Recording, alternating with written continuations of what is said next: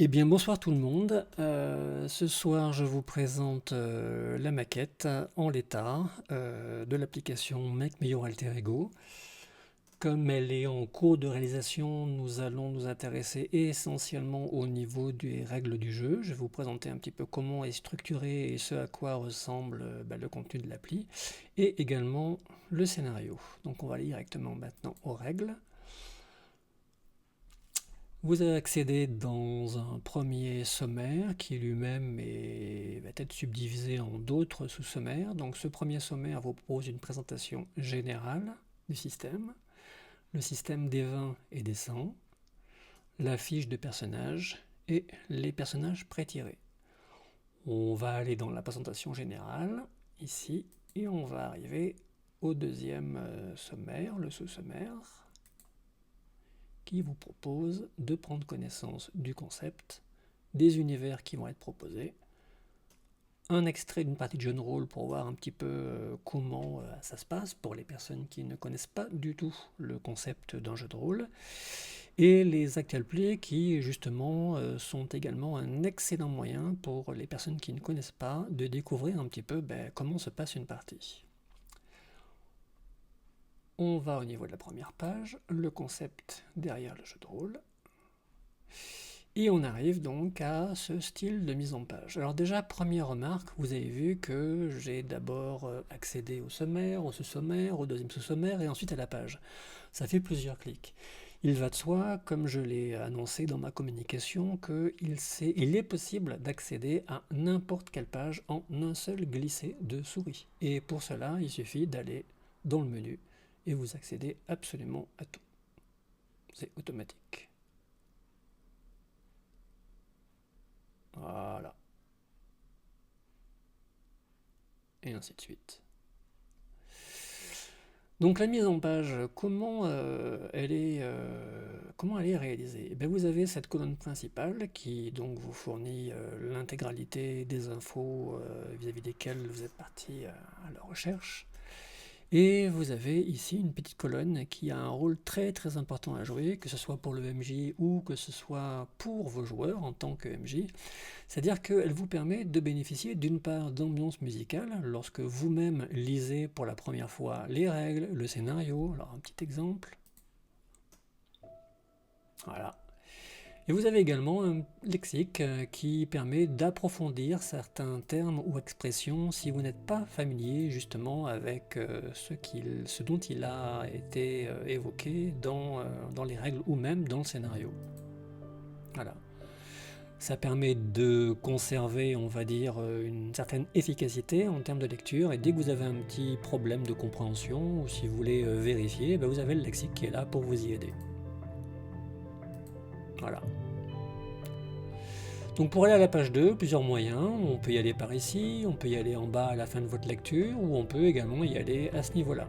Sachant qu'ici, vous retombez dans le sous-sommaire sur lequel vous étiez avant d'arriver sur cette page. On va aller à la page 2, les univers. Excusez-moi. Donc là, j'explique que bien évidemment, si le système fonctionne et je compte sur vous, il va de soi que je vais développer de nombreux autres univers. Il y en a un que j'adore particulièrement, c'est celui des super-héros et tout ce qui est fantastique contemporain, et également la science-fiction. Et le cyberpunk. Enfin bon, il y en a beaucoup, il y en a beaucoup, il y en a beaucoup. Et là, en l'occurrence, je développe l'univers du mythe, mais sous une déclinaison un peu spéciale. J'en reparlerai plus tard quand j'aurai développé ça. Mais si vous connaissez les deux bouquins qu'a réalisé Alan Moore, vous comprendrez de quoi je veux parler. Page numéro 3, je crois que c'est l'extrait d'une partie. Voilà, on va mettre un petit peu d'ambiance musicale. Donc cet extrait de partie vous propose des échanges entre le MJ et ses deux joueurs qui interprètent d'une part un infirmier de l'armée et un ancien... Ouais, tiens, je vois que j'ai un problème de copier-coller. Bon, ça permettra de faire la correction tout à l'heure. Voici l'extrait. Et le lexique, éventuellement, si de temps en temps des termes vous sont un petit peu obscurs. Voilà. Et ensuite, je parle des actual plays. Donc ceux qui sont plutôt pros, là je pensais aux actual plays anglo-saxons, qui de mon point de vue sont bien faits, et d'autres actual plays, excusez-moi pour mon articulation défaillante, qui sont réalisés avec des moyens beaucoup plus modestes. En tout cas, quoi qu'il en soit, l'un ou l'autre sont d'excellents moyens, encore une fois, de découvrir comment se passe une partie de jeu de rôle. On va naviguer plus avant dans les règles et je vous propose d'aller au niveau de la fiche de perso par exemple. Donc je vous passe l'étape du sommaire, on va directement à la page de présentation. Voilà. Donc cette fiche ressemble à ça, là c'est juste une copie d'écran, sachant qu'au final la fiche se trouve sous forme HTML. Lorsque vous jouerez autour d'une table, il va de soi que les joueurs devront imprimer leur fiche. L'intérêt de cette fiche, encore une fois, c'est qu'elle est dynamique et interactive, c'est-à-dire que lorsque vous allez rentrer les caractéristiques physiques de votre perso et répartir les points dans les différents groupes de caractéristiques psychisme, physique et mysticisme, eh bien vous avez automatiquement le calcul de vos différentes énergies et les pourcentages de base qui sont réalisés. Lorsqu'ensuite vous aurez à répartir les pourcentages dont vous bénéficiez, soit de par votre expérience ou de par votre âge, ou éventuellement de par l'expérience que vous avez acquise au fur et à mesure des parties que vous avez jouées, et bien ces pourcentages, vous les distribuez ici dans cette petite colonne grisée, et lorsque vous mettez la valeur correspondante de ce dont vous bénéficiez, automatiquement cette valeur est décomptée du bonus que l'on vous a que l'on vous a octroyé. Pardon. Donc c'est extrêmement rapide, extrêmement efficace. Bon, ensuite, je parle de la fiche. Là aussi, chose intéressante, j'explique que la fiche, et ça sera une vérité immédiate, elle est entièrement personnalisable. C'est-à-dire que si jamais, en tant que joueur, vous avez des capacités qui n'y sont pas, vous pourrez créer la capacité. Si, en tant que créateur de jeu, vous voulez décliner un petit peu la fiche de perso par rapport à votre jeu que vous avez créé, vous pourrez changer votre logo et vous pourrez également modifier le libellé de quasiment toutes les compétences qui vous sont proposées. Donc tout est personnalisable. Toujours les ambiances musicales, les lexiques, voilà. Et enfin, au niveau des règles, j'aurais voulu vous montrer les personnages pré-tirés. Alors ils sont intéressants pour différentes raisons. C'est que je me suis rendu compte en créant les 2-3 premiers, c'est que en fait ils m'ont permis d'asseoir véritablement l'univers dans lequel je veux baigner et le maître de jeu et les joueurs, à savoir le fait que, contrairement à ce que tout le monde connaît de l'appel de Cthulhu, où les personnages sont livrés au mythe, on va dire, sans aucun moyen de réagir, là, tous les persos, que ce soit les PNJ ou les PJ que vous créez, absolument tous auront des compétences particulières. Et des fois, ce sont des compétences un petit peu badass et qui peuvent renverser totalement une situation.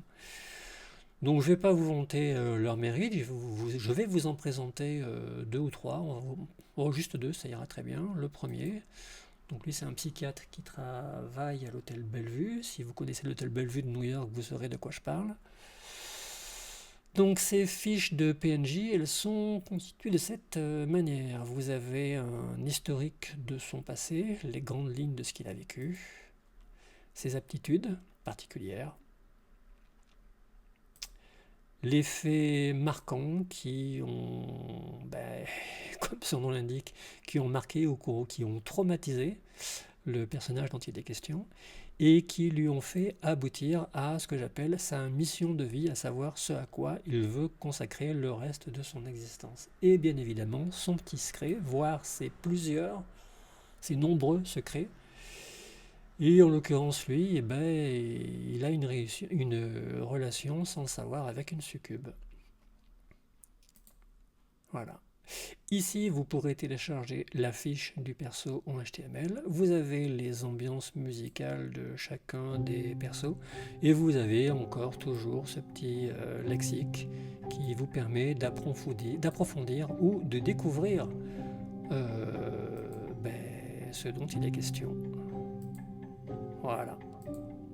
Donc lui, comme il est psychiatre, bien évidemment, beaucoup de termes sont en relation avec la psychanalyse, Freud et compagnie.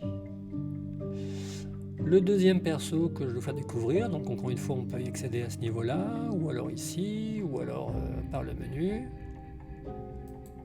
Elle est d'origine indienne. Et plutôt que de passer tout de suite de son passé, eh bien regardez un petit peu, je me répète, comme dans les journaux d'information de la série de Harry Potter, vous avez le visuel qui prend vie sous vos yeux. Je trouve ça hyper intéressant comme concept, parce que ça crédibilise au possible justement l'existence de ces PNJ, que ce soit pour vous, MJ, ou que ce soit pour vos joueurs. Voilà. Donc son passé, elle est originaire bien évidemment de l'Inde. Ses aptitudes sont diverses. Vous ferez une pause si vous voulez tout lire tranquillement. Quels sont ses faits marquants? Les voici. Sa mission de vie, c'est celle-ci. Et son secret est celui-ci. Voilà. Petite musique d'ambiance relative à son origine ethnique. Et un lexique par rapport justement à tout son univers, ses croyances, ses dieux, déesses, la personne qui l'initie, une explication par rapport à ses pouvoirs, la ville où elle séjourne, et l'origine du libellé de son secret, que j'appelle Petite Mort. Voilà. On va passer maintenant au niveau du scénario. Alors on va aller directement au niveau du sommaire. Le voici, qui est bien évidemment re-subdivisé en sous-sommaire. Vous connaissez le principe maintenant. Donc si dans cette introduction, on ne va pas y aller, c'est juste pour vous dire que ce scénario, en fait, excusez-moi, je l'ai écrit en 1987 et il a été publié pour la première fois dans le magazine Dragon Radieux. Bien évidemment, la version que vous avez ici est extrêmement plus aboutie et bénéficie d'un certain nombre d'intrigues secondaires que vous pouvez utiliser, que vous pouvez passer sous silence, peu importe. Donc, encore une fois, c'est un scénario bac à sable que vous pouvez faire jouer en une soirée, ou alors comme une campagne, sachant que le scénario en lui-même, si tous les joueurs prennent le temps de faire tout ce qu'il y a à faire, ils ont une semaine. Et une semaine dans un jeu de rôle, ça peut être parfois très très long en termes de séquence de jeu. L'historique, eh bien, ce sont tous les faits ou événements qui expliquent et vous décrivent les corrélations qui sont à l'origine en fait de la soirée du 20 juin où il s'est passé quelque chose de terrible. Savoir que la femme de ce monsieur est la mère de cette fille, parce que ce monsieur s'est marié 2 fois et a eu ce garçon d'un premier mariage et cette fille d'un premier mariage. Et bien durant cette soirée du 20 juin, malheureusement, sa deuxième femme meurt et sa fille est retrouvée dans l'état que vous voyez là devant vos yeux, à savoir une disparition complète de ses iris et de ses pupilles. On va commencer par le grand-père, voilà, par l'intermédiaire duquel je retrace un petit peu toute la généalogie de la richesse de cette famille. Vous ferez une pause si vous voulez tout lire, libre à vous. Petite musique d'ambiance, on arrive à la fin, trop tard. Je vais la mettre pour la deuxième page, pour le fils.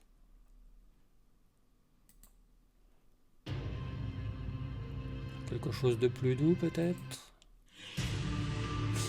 Lui a eu une vie un petit peu torturée, donc effectivement je me rappelle que les petites musiques qui accompagnent son historique sont un peu violentes. Donc vous voyez, dans la page, on peut naviguer uniquement avec la souris en faisant rouler la molette, mais vous pouvez également accéder à toutes les différentes parties ici. Voilà. Donc vraiment tout a été fait pour optimiser l'accès à l'information.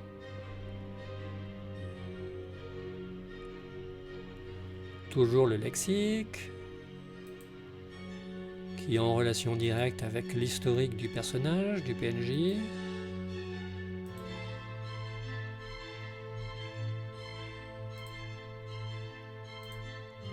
Voilà. On va passer à la page suivante qui concerne le fils, Howard. Le voici. Allez, on va mettre là aussi la musique qui va bien. Donc le pauvre gamin, il a eu des gros problèmes de santé, abandonné par son père, élevé par son grand-père. Malheureusement, son grand-père meurt dans des conditions très étranges, comme vous le comprenez en regardant cette photo. Circonstances vis-à-vis desquelles le petit-fils n'en a aucune connaissance. Le médecin qui a caché un petit peu tout ça et qui a fait l'état des lieux par rapport à ce qui restait du corps.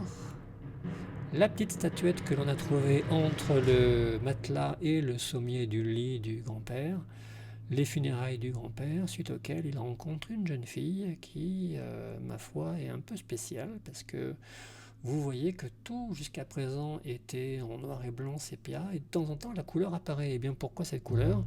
Simplement, de mon point de vue, pour manifester tout ce qui est paranormal, magique, étrange, surnaturel, maudit. Enfin voilà, vous avez compris. Le lexique, toujours, qui est là.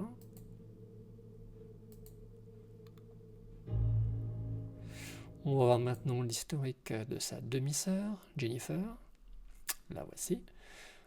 Toujours cette navigation hyper rapide. Voilà. Un petit peu de musique.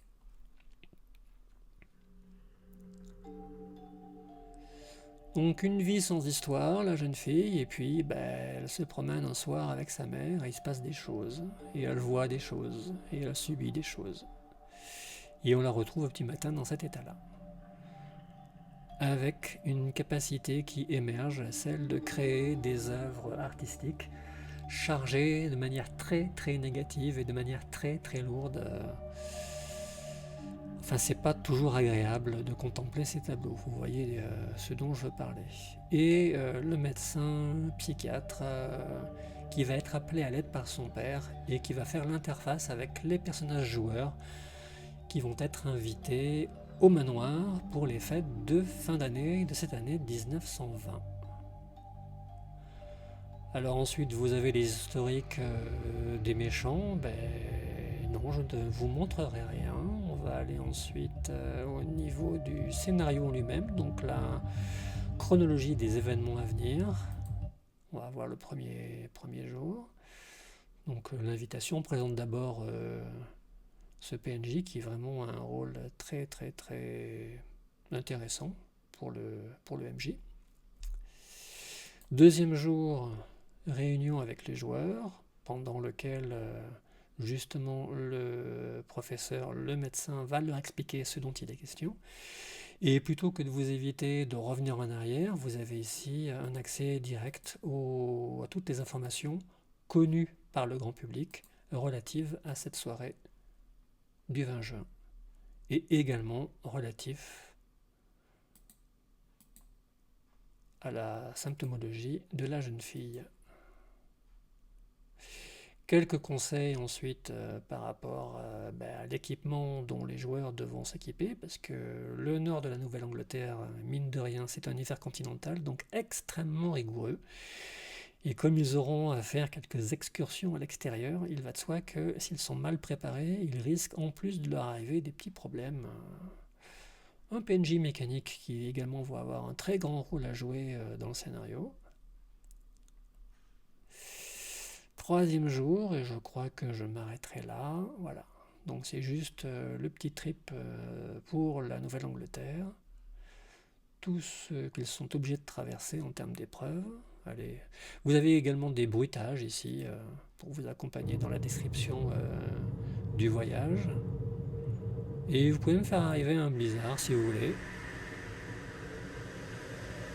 Ou vous pouvez avoir juste de la musique pour essayer d'angoisser ou de stresser de manière extrême vos joueurs.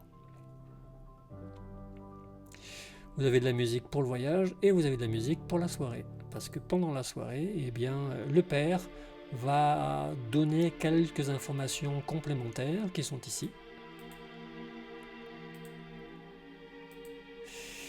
Et cette petite ambiance musicale pour la soirée, justement, vous permet d'asseoir le côté lourd et triste des événements de ce 20 juin.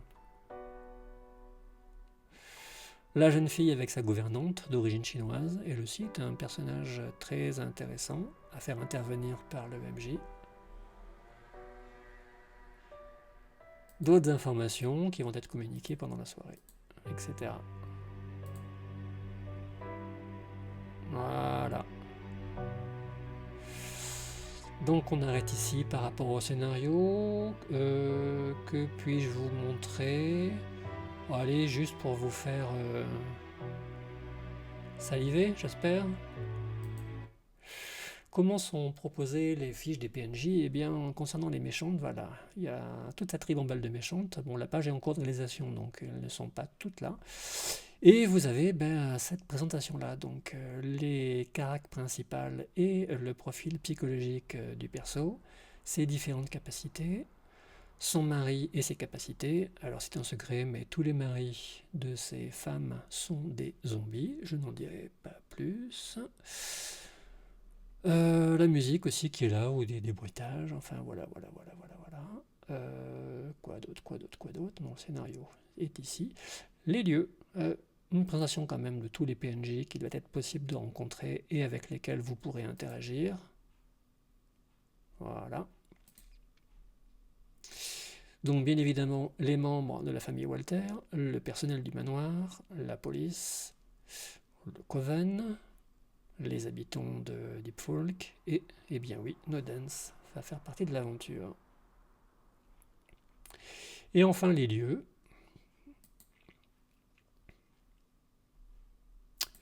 Donc différents lieux seront à investiguer, avec bien évidemment des événements ou des choses à trouver à chaque fois. Le manoir, la crique où ont été retrouvées la mère et la fille, le piton rocheux en face duquel se trouve la crypte et qui est habité par un vieil ermite, une clairière qui n'a pas de nom, la ville elle-même et une grotte qui vous devez deviner ce qui va s'y passer. Ben voilà, je crois qu'on a fait le tour. Donc n'hésitez pas à poser des questions, écrire des commentaires. Moi, ça me permettra de voir un petit peu les critiques, constructives que vous souhaiteriez me faire. Et puis j'espère à très bientôt. Et très bientôt, ça veut dire quoi? Ça veut dire que je vais mettre à disposition, non pas tout, mais en tout cas une partie de ce que je vous ai présenté.